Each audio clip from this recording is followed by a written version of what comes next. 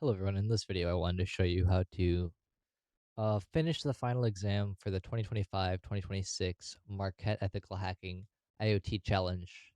And I wanted to show the solutions off that we had for all 5 flags. Um, so most of these were talking to this device, this little embedded device via UART. One of the flags, there was about 5 flags. One you had to crack a hash. One you had to use XSD to extract the flag off the chip using Telnet. And then one you had to use a device like this, or it also can be like this, called an ST Link V2, or aka a bus pirate, I mean, to communicate with the device. I don't have this little grapple thing with me, so I won't be able to showcase off the other chip for this thing. Getting the ROM off it.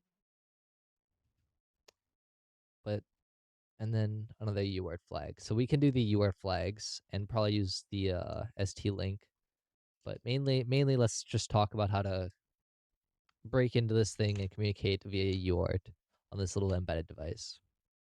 So we can find this data sheet here, which will find this information. If I go to the website and I scroll down enough, you can see how the chipset layout is right here. This is the chips. Here's all the little sections and what you need to give power to. If we go to here, we can see the defaults for the chips we want. We want to talk to this via UART, so we're gonna go and look at these sections right here. Actually, all of these sections are for UART. But we want to mainly do RX and TX connections because, well, if we look at what an RX, TX, and what that is, you can see understanding these signal receptions or transmission world. RX stands for receive, while TX stands for transmit. So if we want to talk to it, obviously, we're going to first need to receive signals and transmit signals. And it's hence the reason why we'll be talking it to through RX and TX. I am curious, what does this RTS stand for?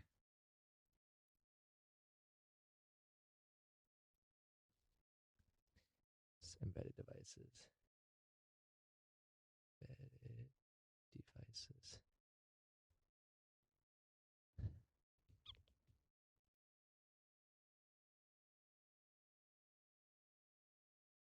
It does not seem like this is what that is. So won't even worry about it because we first need to transmit and receive data. So we can start off by looking at this data sheet. And so the two things that every board will need is power and ground. So as we don't want to short any of our the chip or anything. So we're going to look at this and we're going to look on this side. Look at a little diagram here, not this. Look at a little diagram here. You can see we connect the PA2 to TX and PA3 to RX, which is correlated here. We can see the ground. So we need to connect ground to it. And so connect ground. We look at a little device here. I believe ground is right here. I believe if I scroll down a little bit more, it shows what it looks like. So ground all the way on the other side. Flip this around. Looks exactly like the device here. See if I can't make it a little better. So we can see up here a little example. We want it to look like this. So far it looks like this. Move this mouse. Okay, next we want to add power, and I lost my power cable here.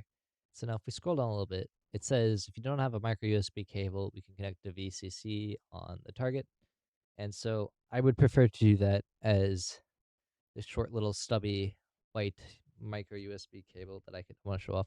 Micro USB cable is not long enough to go from my laptop to my little recording setup I have on my desk.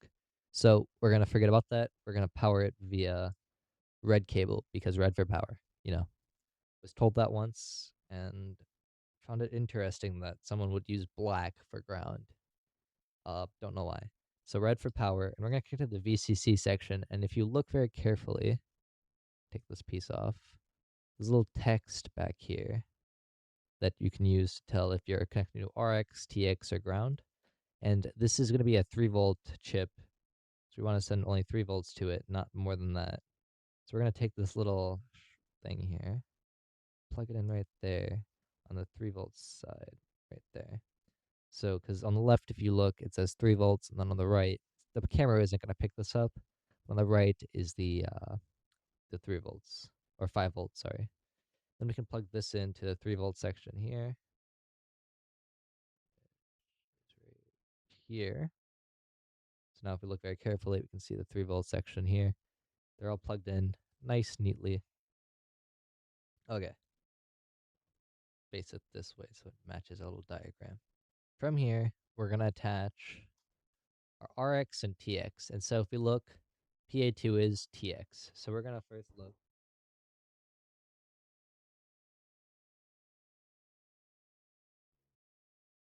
So if I look carefully, it goes TX and then RX. So I'll plug orange into TX and yellow into RX. So TX is 2. So we're going to plug that into 2. And we're going to plug RX into 3. So there, just plug in your wires. So now we've given this power, we've given it ground, and we've given it a trans and receive wire. So now it should be able to communicate. So now we're going to take our USB-C to USB wire. We're going to plug this into our device, and we can see successfully powered on. And now if you forgot to add your little shorting thing to set for 3 volts, you'll see a little green light. Just pop this in there. You'll see it shorts the light and it turns off. And that's how you know you're doing it right. You're giving it 3 volts, not 5. I'm gonna put this like so it without it falling anyway. Hopefully. And we're gonna go into here and we're gonna type, actually we're gonna do this. We're gonna move this a little to the right, make it a little smaller, like so. And then we're gonna go here and we're gonna type in ls USB. So now if we look, almost dropped that. I'm gonna move this here. Gotta move my sleeve. If we look and see future technology device international, ARF, and then our serial adapter here. And that's just this thing right here connected to USB. So now we can now use this device to communicate to the UART, get a UART shell on this chip. So with that, we'll be using a tool called Screen. There's also another tool called Minicom. So if we do Minicom -- help, we can see control B. If we go up, we can see you can set the baud rate, the device, and all that stuff. And screen -- help.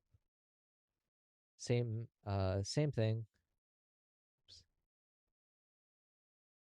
We can set the device and the baud rate. Where is the baud rate? I think it's -B. Huh. Guess not. But if we were to look, you can see. So we're gonna use screen, and we're gonna set the device path. And so the device path is usually going to be in your /dev device serial, because it's a serial connection, by ID, and USB, and then our device here.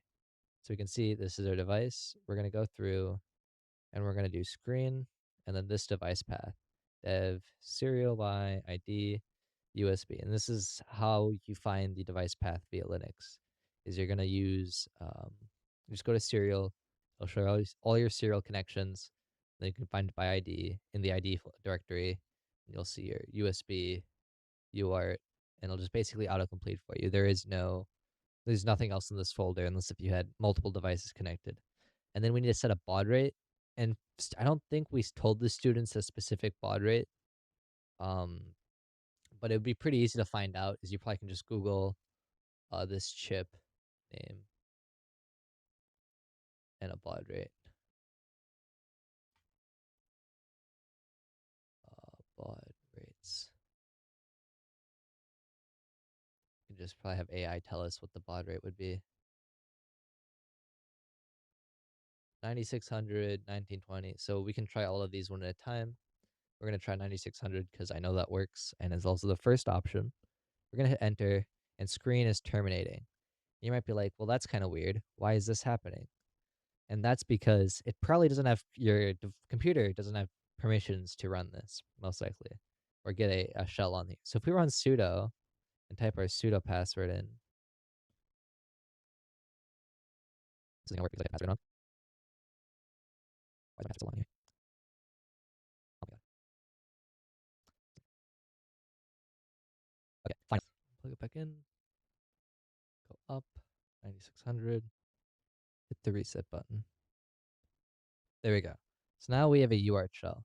Now if we go back to our little flags here, we can see we get a shell. We can start running some commands. So now if we go back into here, we can just hit enter, nothing. Command not found, try help. We'll hit help, and it now will tell us, okay, what are the functions on this device? Very simply, the first one we can try running is obviously get UART flag. We'll type get. I can't really type as well as I was hoping. Fuck. Underscore UART underscore flag. Okay, and I can get our first flag. Finally, after I can type it, flag, I am arxing what you are txing. So now that is the first flag found. Get UART flag, I am arxing you are txing. So now we can do the get secret hash and submits password, which gives a hint to run argument. So now if we go back to here and we go help, we can see get secret hash. And so then from here we can get a hash to crack, which I probably would be pretty easy to do, especially if we have the salt that he what's it called? He used secret underscore, not salt, but password. You can see our hash right here. We can copy and paste this. Control C, tab back in here. We can go to probably like crack station. Put the thing here. I'm gonna robot crosswalks. Verify. Where's a crosswalk, dog? Okay. Verify. Crack hash. We can see it says Marquette. So we can go submit underscore password. Control Shift V Marquette. Incorrect. Why is that incorrect? Help. We got the secret hash. Submit password. Hit underscore memory. Hit Marquette again. Incorrect. Try harder. Why would that be incorrect? Submit underscore password.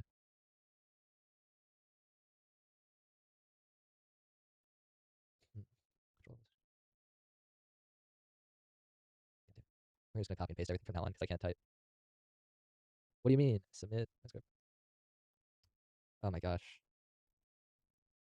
No wonder.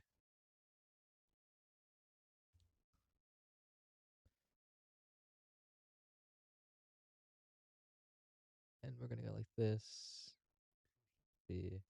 There we go. And now we find our flag. Can you crack me? Perfecto.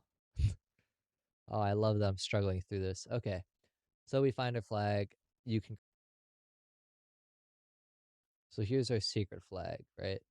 Go to the data sheet, identifies R for RX and TX signals. So let's just move these to PA10, PA11. Okay, back to the view. So if we go back through here, we can see that P10 is TX and P11 is RX. RX, so we're gonna actually want to switch these two around.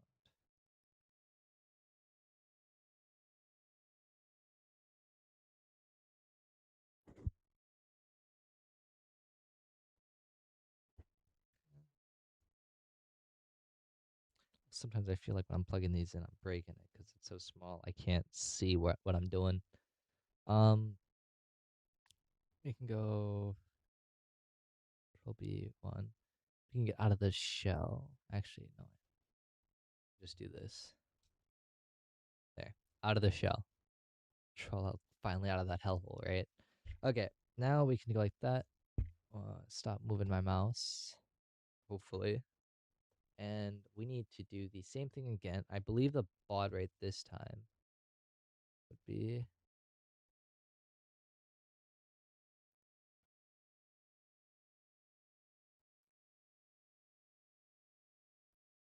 1512. So we're going to want to do the same command before this one, except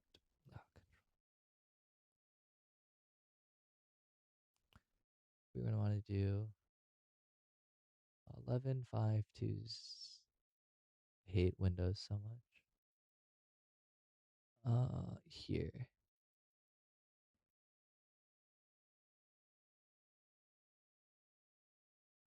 So now we can see as soon as we launch into the shell, it says flag, double the UART, double the fun. So now that is our second flag found, communicating with UART.